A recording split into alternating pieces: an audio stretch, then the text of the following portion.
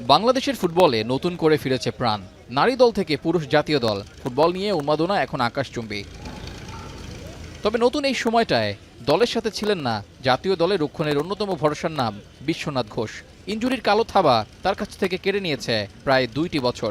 দীর্ঘ এই সময়ে বল পায়ে সবুজ গালিচা দাপিয়ে বেড়াতে না পেরে হতাশায় দিন কেটেছে বিশ্ব। তো আমার চিন্তা ছিল যখন দেখলাম ফুটবলে এত ভালো একটা হাইপ আসছে, আমি মাঠে নাই বা আমি টিমে খেলতে পারছি না বা মাঠে আসতে পারছি না, তো ওই সময় অনেকটাই ভেঙে পড়ছিলাম। আমার সহধর্মিনী সে আমাকে প্রচুর পরিমাণে মেন্টালি সাপোর্ট করছে।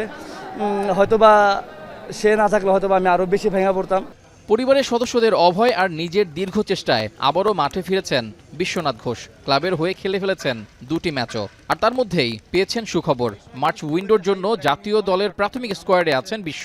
তবে এখনকার মূল দলে জায়গা করে নিতে কঠোর পরিশ্রমের বিকল্প নেই বলে জানিয়েছেন এই ডিফেন্ডার। এখন তো ন্যাশনাল টিম অনেক চ্যালেঞ্জ, এখানে নিজেকে প্রুভ করতে হলে অনেক বেশি পরিশ্রম করতে হবে, আরও অনেক কিছু করতে হবে। তো আমি সর্বোচ্চটাই দিয়ে সব কিছু করতে চাই এবং আমি পরিশ্রম করতে প্রস্তুত। আমি মুখিয়ে আছি যে কখন আমি যাব, ইভেন সবার মাঠে ফাইট করব, নিজেকে আবার ভেঙে আবার গড়ব।